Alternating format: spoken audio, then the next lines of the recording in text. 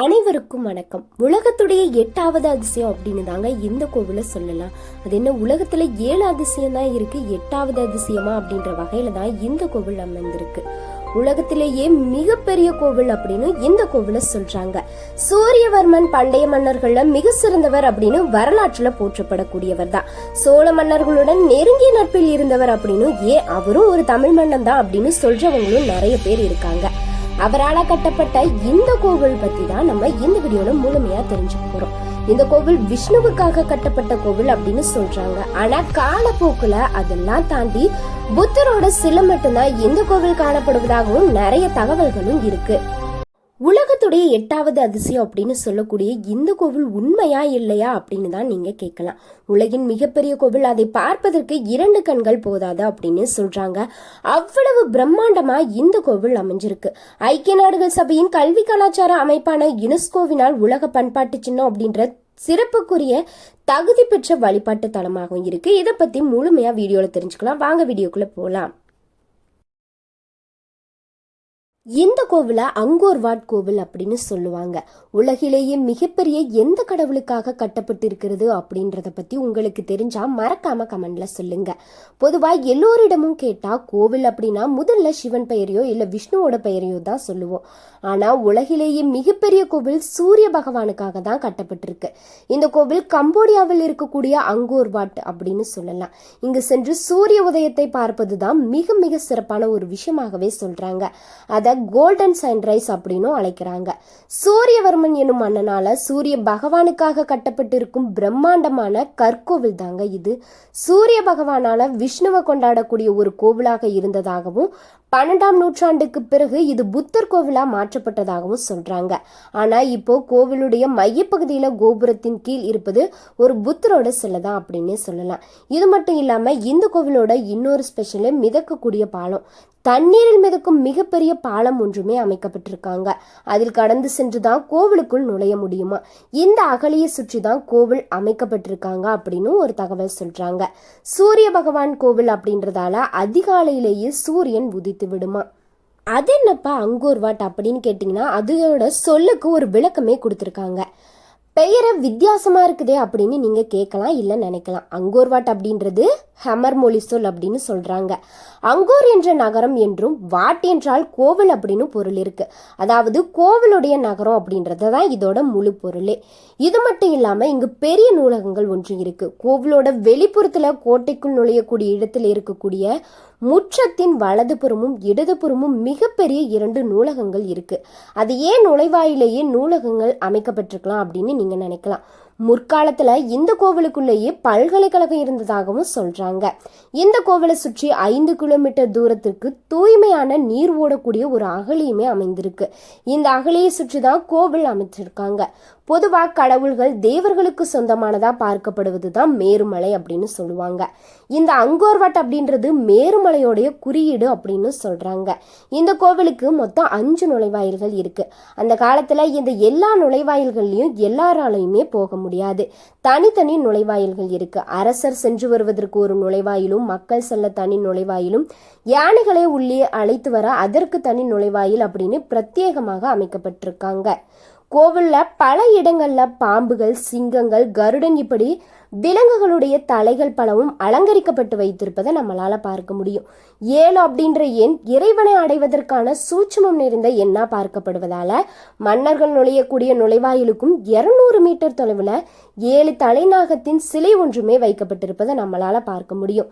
இந்த கோவிலுக்குள் செல்லக்கூடிய பிரதான நுழைவாயில் இருக்கக்கூடிய இடம் அப்படின்றதால சதுரங்க வடிவில் தான் அமைக்கப்பட்டிருக்காங்க. இந்த மையப்பகுதியில் அமர்ந்துதான் மன்னர் அமைச்சர்களுடன் ஆலோசனை நடத்துவது, முக்கிய முடிவுகளை அறிவிப்பது, இதெல்லாம் செஞ்சுட்டு வராங்க. வேறு நாடுகள்ல இருந்து வரக்கூடிய சிறப்பு விருந்தினர்களுக்கும் இந்த இடத்துல வைத்துதான் மரியாதை செய்து அவங்கள மகிழ்விக்க கலை நிகழ்ச்சிகளுமே ஏற்பாடு செய்யறாங்க அப்படின்னு சொல்றாங்க. கோவில் 4 பாகங்களா பிரிக்கப்பட்டிருக்காங்க. ஒன்று நாகங்களுக்காகவும், 2வது பகுதி நகரத்திற்கான அமைப்பாகவும், 3வது மனிதர்களுடைய பூமியாகவும், 4வது கடவுள்களுடைய இடமாகவும் பகுக்கப்பட்டு அமைக்கப்பட்டிருப்பதுதான் இந்த கோவிலுடைய மிக சிறப்பான ஒரு விஷயமாகவே பார்க்கப்படுறாங்க. ஏன் இந்த அமைப்பு அப்படின்னு நீங்க கேட்கலாம். இந்து தர்மப்படி முதல்ல நாகலோகமும் அடுத்ததான யமலோகமும் அடுத்து பூலோகம் கடைசியா தேவர்கள் இருக்கக்கூடிய சொர்க்கம் அப்படின்ற வரிசை முறைப்படி தான் இந்த கோவில் அமைக்கப்பட்டிருக்காங்க. பூலோகத்துடைய நுழைவு பகுதி கோவிலின் உள்பகுதியில உள்ள பெரும்பாலான மண்டபங்கள்ல அப்சரஸின் உருவங்களால செதுக்கப்பட்டிருக்காங்க. திரும்பிய பக்கம்லாம் அங்கோர்வாட்டில் இருப்பது அப்சரஸ் உருவங்களாகவும் ஓவியங்களாகவுமே இருக்குமா. இந்த கோவில்ல எழில் கொஞ்சக்கூடிய அழகுல இந்த அப்சரஸ் ஓவியங்களும் சிற்பங்களும் ரொம்ப முக்கியமான ஒரு இடத்தை பிடிச்சிருக்கு அப்படின்னு சொல்லலாம். இந்த கோவில்ல அவங்களுடைய மொழிகளால மந்திரங்களை உச்சரிச்சாலும் அதுல பல இடங்கள்ல பரமேஸ்வரன் போன்ற சிவநாமங்களும் சிவ மந்திரங்களும் தான் ஓதப்படுது. வெளிப்புறங்கள்ல துறவிகள் மந்திரங்கள் சொல்லிட்டு இருப்பாங்க. ஆனா அவங்க உச்சரிப்பது தமிழோ இல்ல சமஸ்கிருதமோ கிடையாது. நடுப்பகுதியில 5 கோபுரங்களோட அமைப்புகள் இருக்கு. இதோட நடு கோபுரத்தின் கீழே தான் ஒரு காலத்துல விஷ்ணு இருந்ததாகவும் போர்ல அது அழிக்கப்பட்டு பிறகு புத்தர் சிலை வைக்கப்பட்டதாகவுமே ஒரு வரலாற்று தகவலும் இருக்கு. சூரிய பகவான் இந்த இடத்துல தான் புத்தருடைய சிலையை வைத்து வழிபட்டு வந்ததா சில கதைகளுமே சொல்றாங்க. ஆனா இப்போது அங்கோர்வாட் கோவிலுடைய நடுப்பகுதியில இருக்கக்கூடிய இடத்துல கிழந்த கோலத்திலும் நின்ற கோலத்திலும் புத்தர் சிலை மட்டும்தான் இருக்கு. அந்த கோவிலுடைய உள்ளே கிட்டத்தட்ட ஏராளமான புத்தர் சிலைகள் தான் இருக்கு. அதில் கிட்டத்தட்ட 2000 சிலைகளுக்கு மேலாக புத்தரோட சிலைகள் நீக்கப்பட்டு உடல் மட்டும் இருப்பது போலவும் நம்மளுக்கு தெரியும். அதாவது அந்த காலத்துல போர் நடந்தப்போ புத்தருடைய தலைகள் கொய்யப்பட்டு அவை வெவ்வேறு நாடுகளுக்கு கொண்டு சென்று விற்கப்பட்டதாகவும் சொல்றாங்க. எருமை வாகனத்தின் மேல் அமைந்திருக்கும் ஜஸ்டிஸ் கடவுள் அப்படின்னு சொல்லக்கூடிய ஒரு சிற்பமும் இங்கு ரொம்ப பிரம்மாண்டமாகவே இருக்கு. அவங்க பூலோகத்தில் நடக்கக்கூடிய நன்மை தீமைகளை கவனித்து கொண்டிருப்பதாகவும் நம்ம இறந்தப்புறம் அவங்க முன்னாடி தான் பாவ புண்ணியங்களுக்காக பலன்கள் கிடைக்கும் அப்படின்ற கதையை அந்த பகுதி மக்கள் இன்னுமே நம்பிட்டு வராங்களாம். இது இந்து மதத்தில் இருக்கக்கூடிய யம தர்ம வடிவத்தை ஒத்திருப்பதாகவும் சொல்றாங்க.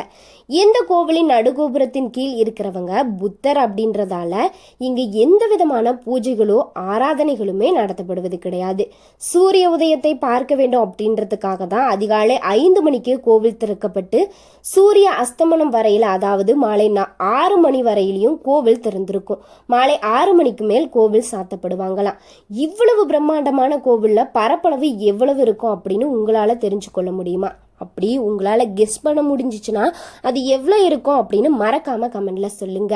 இந்த கோவிலோட பரப்பளவை கேட்டோம் அப்படின்னா கட்டாயம் நம்ம ஷாக் ஆகிற கூடிய விஷயமா தான் இருக்கும். அதாவது 402 ஏக்கர் பரப்பளவு கொண்ட இந்த கோவில் அமைக்கப்பட்டிருக்காங்க. அதனாலதான் இது உலகிலேயே மிகப்பெரிய கோவில் அப்படின்னு சொல்றாங்க. இந்த அங்கோர்வாட் கோவில் வளாகம் அங்கோர் கம்போடியாவின் சீம் ரீப் அருகே 12ஆம் நூற்றாண்டுல மன்னரால கட்டப்பட்டிருக்கு. ஹெமர் பேரரசோட 2ஆம் சூரியவர்மன், அதாவது இவங்களோட ஆட்சி 1113 இருந்து 1150 வரைக்கும் இருந்திருக்கு. அங்கோர்வாட்டின் பரந்த மத வளாகம் 1000க்கும் மேற்பட்ட கட்டிடங்களை கொண்டிருக்கு. குறிப்பா இது உலகின் மிகப்பெரிய கலாச்சார அதிசயங்கள்ல உலகத்துடைய 8வது அதிசயம் அப்படின்னு தான் சொல்றாங்க. அது உண்மையா இல்லையா அப்படின்னு இந்த வீடியோ மூலம் நம்ம தெரிஞ்சிருக்கோம். உலகின் மிகப்பெரிய கோவிலான இந்த கோவிலை பார்ப்பதற்கு நம்மளுக்கு 2 கண்கள் போதாது. அவ்வளவு பிரம்மாண்டமா நம்மளுடைய தமிழர்கள் அந்த காலத்திலேயே கட்டுமான பணிகளை செய்திருப்பது ரொம்பவே ஆச்சரியத்துல மூழ்கக்கூடிய ஒரு விஷயமாக தான் இருக்கு. ஐக்கிய நாடுகள் சபையின் கல்வி கலாச்சார அமைப்பான யுனெஸ்கோவினால் உலக பண்பாட்டு சின்னம் அப்படின்ற சிறப்புக்குரிய தகுதி பெற்ற வழிபாட்டு தலமாகவும் தான் இருக்கு.